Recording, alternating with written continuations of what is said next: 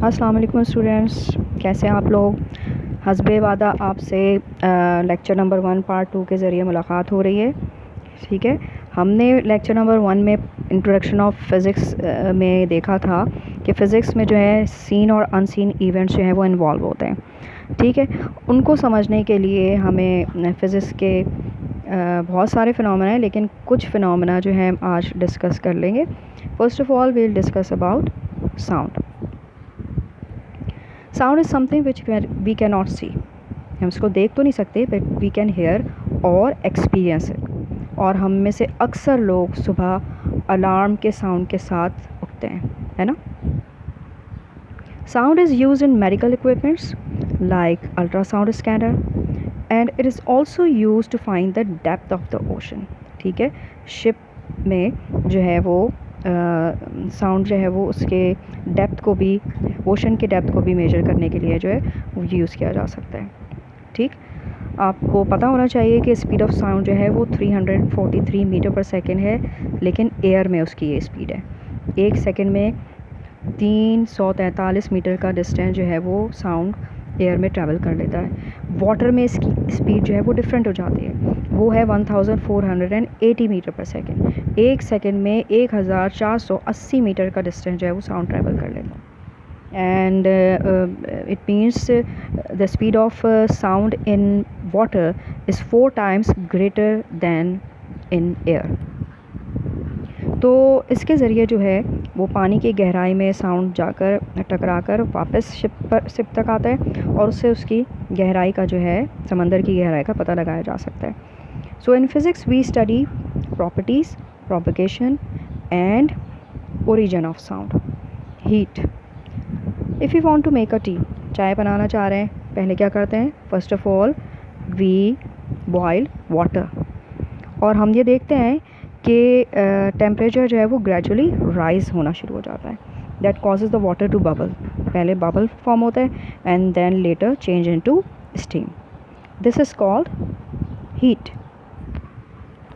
Heat is used in industries to melt metals.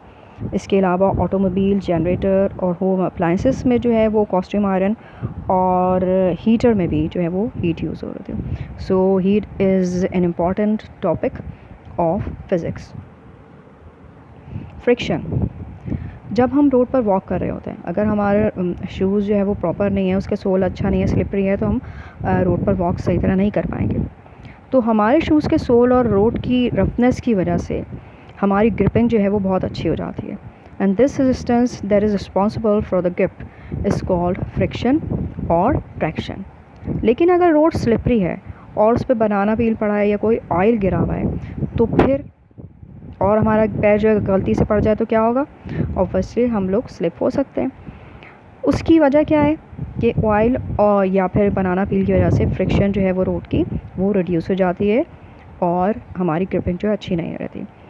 यही वजह है कि टायर का स्ट्रक्चर भी इस तरह का बनाया जाता है कि रोड और टायर के दरमियान ग्रिपिंग जो है वो बहुत अच्छी हो। Gravity. We notice that every object falls down on the surface of the earth. The answer is simple. हमारी अर्थ जो है वो हर ऑब्जेक्ट को अपनी तरफ पुल कर रही है, and this pull is called gravity और gravitational force. This is why कि हर ऑब्जेक्ट जो है वो ज़मीन पर ही गिरता है। ठीक है, हम अगर ग्रेविटेशनल फोर्स नहीं हो तो हम भी ज़मीन पर ना रह सके, बल्कि नीचे स्पेस में जाकर जो है वो गिर सकते हैं। Next is magnetism. आप देख रहे हैं कि दो ये बार मैग्नेट्स हैं, और आपको यकीनन पता होगा कि मैग्नेट्स के दो पोल्स होते हैं, नॉर्थ पोल और साउथ पोल। और लाइक पोल्स जो हैं वो एक दूसरे को रिपेल करते हैं, जबकि अनलाइक पोल्स जो हैं वो एक दूसरे को अट्रैक्ट करते हैं। यानी साउथ पोल नॉर्थ पोल को अट्रैक्ट करेगा, और जो लाइक पोल्स हैं जैसे साउथ पोल और साउथ पोल, नॉर्थ पोल और नॉर्थ पोल एक दूसरे को रिपेल करेंगे। So this is called magnetism.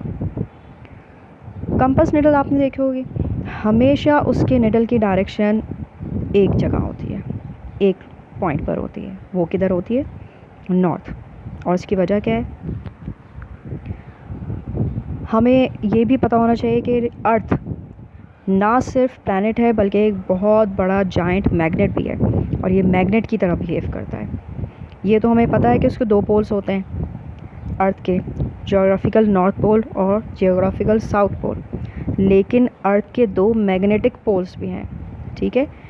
जो अर्थ का जियोग्राफिकल नॉर्थ पोल है वो अर्थ का मैग्नेटिक साउथ पोल है, ठीक है। ये जो आर्कटिक रीजन देख रहे हैं आप, जो पोलर रीजन है, बहुत ठंडा इलाका है, यहाँ बर्फ़ पूरा साल जमी रहती है और टेम्परेचर बहुत कम होता है। तो ये पोल्स जो हैं वो एक्चुअली जियोग्राफिकल नॉर्थ पोल अर्थ का मैग्नेटिक साउथ पोल होता है, और जियोग्राफिकल साउथ पोल अर्थ का जो है वो अर्थ का मैग्नेटिक नॉर्थ पोल होता है, ठीक। तो इसीलिए आप जो है कंपास निडल देख रहे हैं, तो कंपास मैग्नेटिक नॉर्थ पोल जो है वो हमेशा अर्थ के मैग्नेटिक साउथ पोल की तरफ रहेगा। तो आप जितने भी मैग्नेट जो है वो डिफरेंट पोजीशन पर अर्थ के ऊपर रख दें, सब की डायरेक्शन जो है वो किस तरफ होगी? अर्थ के मैग्नेटिक साउथ पोल की तरफ, सही।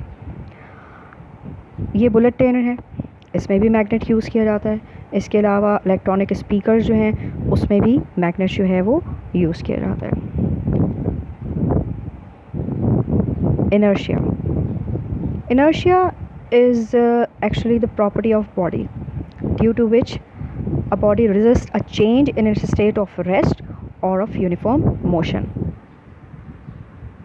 यानी अर्थ के जो बॉडी के जो वो 2 स्टेट होते हैं, एक जो रेस्ट है और एक मोशन है। अगर बॉडी रेस्ट में नहीं है तो मूव कर रही होगी, और अगर मूव नहीं कर रही है तो ऑब्वियसली वो रेस्ट में होगी।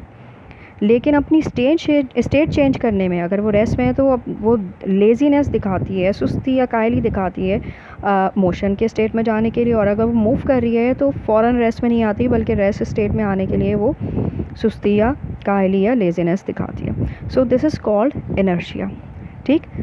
इसको हम एक एक्सपेरिमेंट के ज़रिए भी समझ सकते हैं कि अगर हम एक ग्लास लें, ग्लास के ऊपर एक कार्ड लें और कार्ड के ऊपर एक छोटा सा कॉइन रख दें, and when we flick away the card with the help of our finger, तो होगा क्या? कार्ड तो दूर चला जाएगा, लेकिन कॉइन जो है वो क्योंकि अपने स्टेट ऑफ रेस्ट में था पहले, तो वो जो है कार्ड के साथ मूव नहीं कर जाएगा, बल्कि ग्रेविटी की वजह से वो ग्लास के अंदर गिर जाएगा। So this property of a body is called inertia. Force, जब भी हम पुश कर रहे हो या पुल कर रहे हो, या फिर हम फोर्स अप्लाई कर रहे हो दरवाज़ा ओपन करने के लिए या क्लोज़ करने के लिए, दोनों सूरतों में हम क्या कर रहे होते हैं? We apply force. तो फोर्स जो है हर तरह की एक्टिविटी, जो डेली एक्टिविटीज़ है उसमें फ़ोर्स का इस्तेमाल हो रहा होता है, चाहे आप स्विमिंग कर रहे हो, चाहे रनिंग कर रहे हो, या कोई और एक्टिविटी कर रहे हो, हर जगह जो फोर्स अप्लाई हो रही होती है। So we can simply say that force is the pressure exerted by one body on another body। Electricity, daily gadgets जो है, जैसे हमारा सेल फ़ोन हो गया या ये लैपटॉप है, और इसी तरह होम अप्लाइंसेस में टेलीविज़न ले लें आप, रेफ्रिजरेटर है, माइक्रोवेव है, इन सब का अगर किस तरह काम लिया जा सकता है? जब आप पावर सप्लाई से इलेक्ट्रिसिटी सप्लाई करें। So electricity is an important part of our daily life, and the mechanism of electricity production is explained by physics। Light,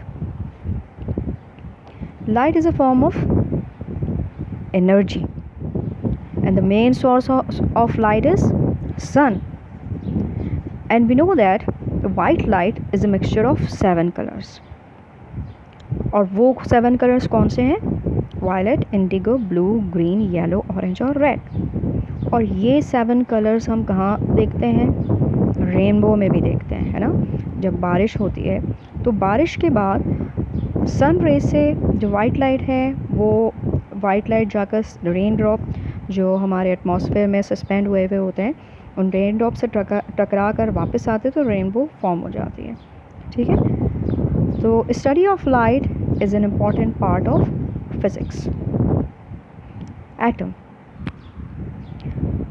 Do you know that we all are made up of many smaller particles, जिसे ना हम अपनी naked eye से देख सकते हैं बल्कि हम माइक्रोस्कोप से भी नहीं देख सकते। यकीनन आपको पता होगा इन पार्टिकल्स को क्या कहते हैं। जी हाँ, एटम्स। और क्या आपको ये पता है कि हमारी बॉडी जो है वो कितने एटम्स से मिलकर बनी है? बिलियन, ट्रिलियन, जिलियन, या फिर मेरे ख़्याल में उससे भी ज़्यादा। ठीक है, तो फिज़िक्स की बात हो रही हो और एटम का ज़िक्र ना हो तो ये तो इम्पॉसिबल है। अच्छा, अब तक जो हमने ज़िक्र किया है, तो हमने अब फिज़िक्स के कुछ इवेंट्स जो है वो देखे हैं, है ना, जो कि फ़िज़िक्स का बहुत माइन्यूट सा पार्ट है। Its scope it not only within but also beyond our world. तो आपको पता चला फ़िज़िक्स की कितनी अहमियत है। कंप्यूटर से लेकर रोबोट तक, बात हो रही हो स्पेस क्राफ्ट की या इलेक्ट्रोमैग्नेटिज्म, ग्रेविटी हो या एटॉमिक स्ट्रक्चर, आइंस्टाइन की थ्योरी ऑफ रिलेटिविटी हो या कॉस्मोलॉजी, एटम हो या पूरा universe, physics is everywhere. So we can define physics as physics is the study of the physical world, or physics is a science that deals with matter and energy and their interactions. तो आज तो भाई physics का introduction हो गया होगा और बहुत अच्छे तरीके से आई थिंक आप लोगों को समझ में आ गया होगा। इंशाल्लाह नेक्स्ट जो लेक्चर है उसमें हम ब्रांचेस ऑफ फिज़िक्स के साथ जो है वो मिलेंगे। अब आप लोग बेटा पढ़ाई जो है उसका जो है वो तेज़ी से स्टार्ट कर दीजिए, पहले ही हम लोग बहुत अपना टाइम वेस्ट कर चुके हैं। तो इंशाल्लाह नेक्स्ट लेक्चर में आप लोगों से मुलाकात होगी। अपना ख्याल रखिएगा। अस्सलामु अलैकुम।